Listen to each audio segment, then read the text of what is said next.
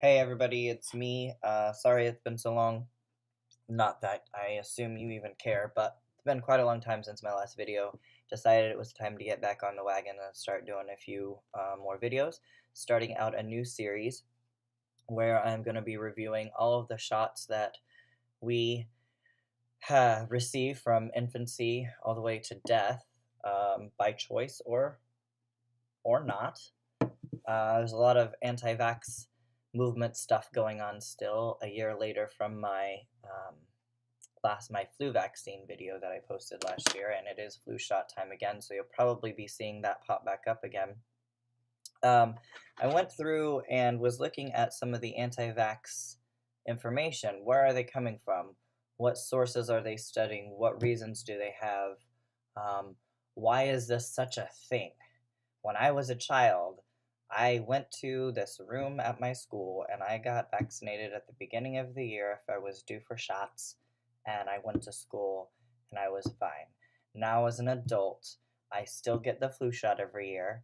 Um, I still have things that I am required to do for my job. Your child has things they're probably required to do to go to school, and yet it seems like this movement is ever growing, and we're finding more and more things to say no to that we have been doing for decades. And it feels like we're like receding back to regressing back to times that were awful, where we were dying of things that we have solved now. We don't need to die from them anymore.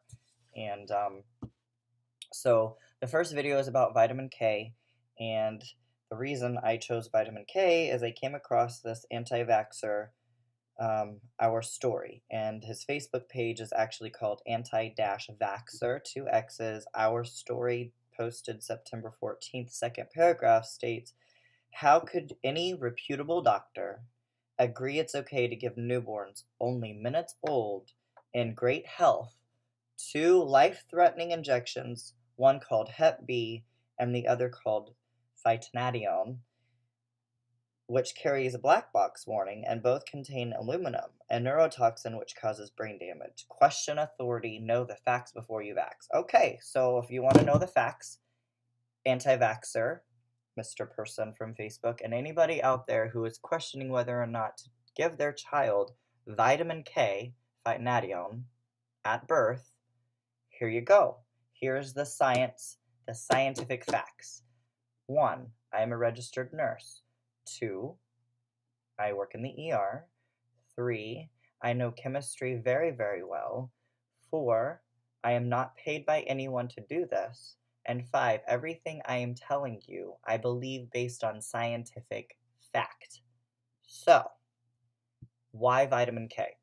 When your child is born, we give a vitamin K shot to them in the side of the leg muscle because the newborn doesn't have enough vitamin K ready to go if there was an issue with bleeding.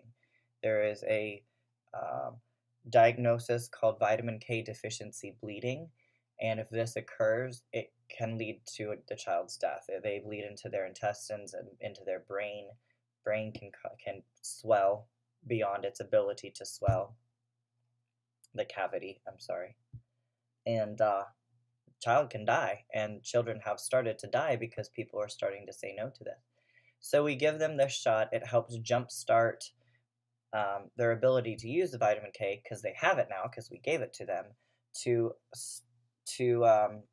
aid in the coagulation cascade and form clots. So the coagulation cascade is this enormous chain reaction of chemical reactions that starts way up here, and you have this pathway and this pathway, and blah, blah, blah, blah. All this trickles down to factor 1, which is fibrin, and that fibrin helps create a mesh and stop bleeding, form a clot.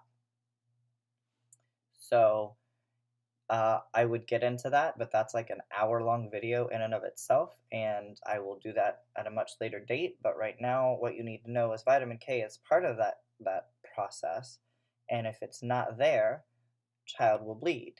You will bleed if you didn't have vitamin K.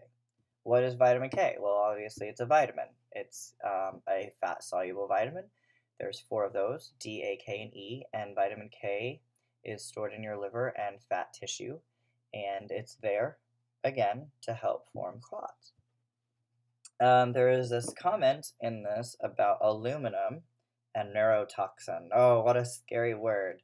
So, a lot of things can be neurotoxins, things we encounter daily in our lives. If we ingest them, if we come across them in a way that gets into our body and can cause toxicity, it could be a neurotoxin.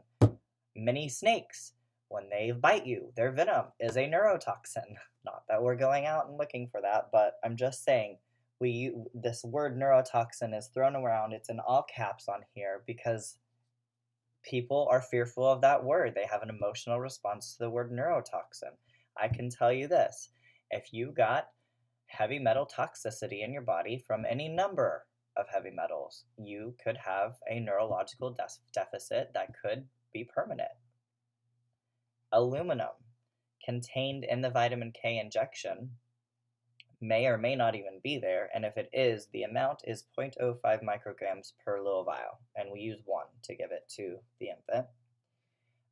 And because it's manufactured and it goes through a manufacturing process, it could in fact come in contact with aluminum. And per the FDA, the pharmaceutical company is required to tell you that this product could in fact contain aluminum because of the process used in creating it.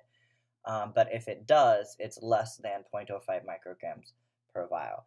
So that's a crazy, crazy, crazy fraction of what's actually already in your infant or yourself right now. Aluminum is in the body already. Another metal that can kind of maybe give you a little bit of perspective on this whole thing that you have in your body right now is iron. And it's required in order for your red blood cells to carry oxygen. You have to have iron to carry oxygen in your blood. Something that you probably learned in high school science class. And yet, it seems like we're so fearful because it's a metal, it's a neurotoxin, it's this, it's that. Well, scientifically, you have more of it in your body than this one little dose. You have iron in your body, so it can carry oxygen. There's a lot of things, there's a lot of questions people should be asking to get facts versus relying on an emotional response because someone wrote or typed something somewhere or said it on TV. Start asking a few more questions. And then the last thing I'll say about aluminum is because there is obviously a limit that your body needs or uses, the kidneys effectively eliminate excess aluminum from your body through the urine, as healthy kidneys do. So there you go. I guess my biggest concern to people that are deciding whether or not they want to give this to their child is, what are you basing your decision on? Are you basing it on something you read somewhere, something you heard somewhere, facts you know? Do you know how the body works? Do you know how the body's going to take in this drug? Do you know what the risks are if you don't give this? And I hope that I've answered those questions for you, because I would like someone to come back to me and say, these are the facts scientifically that I'm using to say no. I would love for someone to say that to me and give me the chance to debate that a little bit and maybe see another side of the story, because right now I see no good reason why you would hold vitamin K injection from a newborn child. That's all I have to say about that. Leave questions, comments, concerns, and criticisms in the comments below.